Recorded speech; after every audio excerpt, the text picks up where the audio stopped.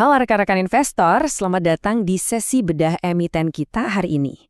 Saya super antusias nih, soalnya hari ini kita bakal bongkar habis kesehatan fundamental dan nilai intrinsik dari PT Jasa Armada Indonesia Tbk. Atau yang mungkin lebih akrab kita panggil dengan kode sahamnya IPCM. Sebagai mentor Anda, saya mau ngajak Anda semua untuk melihat jauh melampaui pergerakan harga saham harian dan benar-benar memahami mesin bisnis raksasa di balik perusahaan yang satu ini. Tapi sebelum kita masuk ke grafik dan angka-angka valuasi, coba deh Anda renungkan satu hal ini. Apakah sebuah bisnis yang padat aset punya parit pertahanan atau economic moat yang luar biasa besar di sebuah negara kepulauan adalah mesin pencetak passive income yang selama ini Anda cari? Nah, mari kita buktikan sama-sama.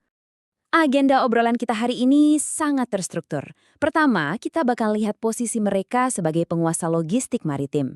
Kedua, kita intip fundamentalnya yang minim utang. Ketiga, kita hitung harga wajarnya. Keempat, kita bahas tantangan teknis jangka pendeknya. Dan terakhir, saya bakal kasih konklusi strategis buat Anda terapkan. Oke, kita langsung masuk ke bagian pertama, penguasa logistik maritim Indonesia. Mari kita bedah bisnis yang sebenarnya bertindak layaknya jalan tol tak tergantikan di atas laut Nusantara. IPCM ini pada dasarnya adalah pemain dominan untuk layanan pemanduan dan penundaan kapal di Indonesia. Sederhananya gini, bayangin aja mereka ini kayak tukang parkir VIP, tapi khusus buat kapal-kapal kargo raksasa. Mereka ini nyetak uang secara konsisten setiap kali ada kapal yang keluar atau masuk pelabuhan strategis. Kenapa? Karena kapal-kapal ini memang wajib pakai jasa IPCM demi keselamatan bernavigasi. Ini sih definisi dari pendapatan berulang atau recurring revenue yang benar-benar terjamin. Dan ngomongin soal parit pertahanan, di tahun 2024 ini, keunggulan monopoli mereka dibangun di atas armada yang masif banget. Mereka punya 94 kapal bersertifikasi internasional dan 59 diantaranya itu kapal tunda berdaya tinggi. Bayangin aja, butuh modal seberapa raksasa dan regulasi serumit apa buat bikin armada segede ini. Ini otomatis nyiptain tembok penghalang yang tinggi banget buat kompetitor baru yang coba-coba mau masuk. Nah, yang bikin tambah menarik adalah strategi ekspansinya. Selama ini kan banyak yang mikir kalau IPCM ini cuma jago kandang yang layanin ekosistem induknya, Pelindo. Tapi nyatanya nggak gitu. Mereka sekarang ini lagi agresif banget menangkap pangsa pasar terminal khusus yang super menggiurkan. Contohnya ya kayak pusat-pusat nikel di Maluku Utara. Jadi, mereka sekarang udah memosisikan diri tepat di tengah rantai pasok hilirisasi masa depan kita. Lanjut ke bagian kedua, fundamental sehat, minim utang. Kita buka buku laporannya dan lihat kenapa perusahaan ini sering disebut mesin pencetak uang yang super efisien. Di tahun buku 2025, IPCM berhasil ngelaporin laba bersih sebesar 196,4 miliar rupiah. Ini bukan angka kecil loh, ini lonjakan signifikan sekitar 17,7% dari tahun sebelumnya. Dan yang bikin salut, pertumbuhan labanya ini melampaui pertumbuhan pendapatannya sendiri, yang artinya manajemen berhasil melakukan efisiensi operasional dengan sangat gemilang. Tapi poin yang benar-benar krusial ada di sini.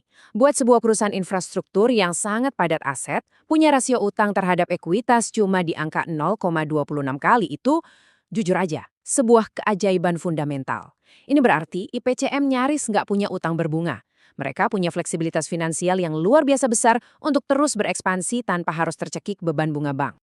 Dan kabar baiknya buat kita, para investor, karena mereka kasih tebel banget, manajemen secara konsisten ngehargai pemegang saham pakai dividen yang royal.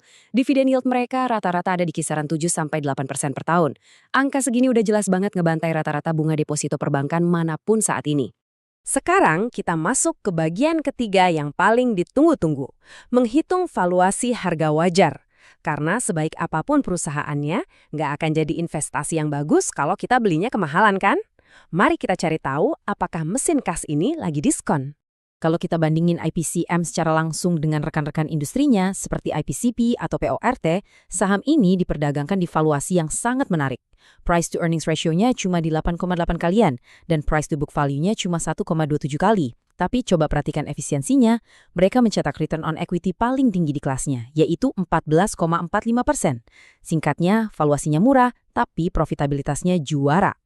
Kalau kita pakai metrik-metrik tersebut, rentang nilai intrinsik atau harga wajar IPCM secara konservatif itu ada di level Rp350 per lembar saham. Dan ini potensinya masih bisa merentang naik sampai Rp525, apalagi kalau skenario pasar nikel mereka benar-benar meledak ke depannya. Intinya begini, valuasi sekarang itu masih jauh di bawah nilai wajarnya. Kondisi ini ngasih kita yang namanya margin of safety, atau margin keamanan yang tebal. Ini penting banget buat melindungi modal kita, sambil kita duduk santai nunggu market sadar akan nilai asli dari bisnis ini. Oke, bagian keempat, tantangan teknis jangka pendek. Sebagai mentor, saya nggak mau cuma ngejual mimpi manis, saya juga harus ngasih Anda dosis realita soal sentimen pasar saat ini. Walaupun fundamental jangka panjangnya sekuat batu karang, indikator teknikal jangka pendek di bulan April 2026 kemarin memang nunjukin bias bearish, bahkan sempat ada sinyal strong sell. Hal ini kebetulan berbarengan sama adanya sedikit penurunan pendapatan sebesar 2,3% di kuartal pertama tahun 2026 akibat dinamika trafik global. Tapi tunggu dulu.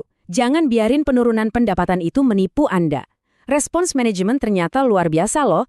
Berkat efisiensi biaya yang super ketat, laba bersih kuartal pertama malah sukses naik 3%. Dan yang paling gila, arus kas operasional mereka melonjak 36%. Ini jadi bukti nyata kalau kualitas labanya sangat tinggi. Duit cashnya beneran masuk, bukan cuma trik angka akuntansi. Dan akhirnya, kita sampai di bagian kelima, arahan strategis sang mentor. Dari semua data faktual tadi, pertanyaannya sekarang, gimana sebaiknya kita ngerespon saham IPCM ke depannya? Ini dia arahan strategis saya untuk portofolio Anda. Pertama, manfaatin kelemahan teknikal saat ini buat mulai nyicil beli atau buy on weakness di bawah harga wajarnya. Kedua, posisikan saham ini sebagai pilar income investing Anda. Pegang buat jangka panjang dan biarin dividen yield 7-8% itu ngelindungin Anda dari fluktuasi pasar yang cuma sementara. Terakhir, saya cuma mau ninggalin satu pertanyaan provokatif ini buat Anda renungkan malam ini. Apakah Anda rela melewatkan kesempatan punya jalan tol super menguntungkan di perairan Indonesia cuma gara-gara panik sama kebisingan pasar sesaat? Ingat ya, investasi itu bukan tentang nebak arah angin harian, tapi tentang beli bisnis luar biasa di harga yang masuk akal. Terima kasih udah gabung di sesi kali ini, sampai jumpa di eksplorasi emiten berikutnya, dan selamat berinvestasi.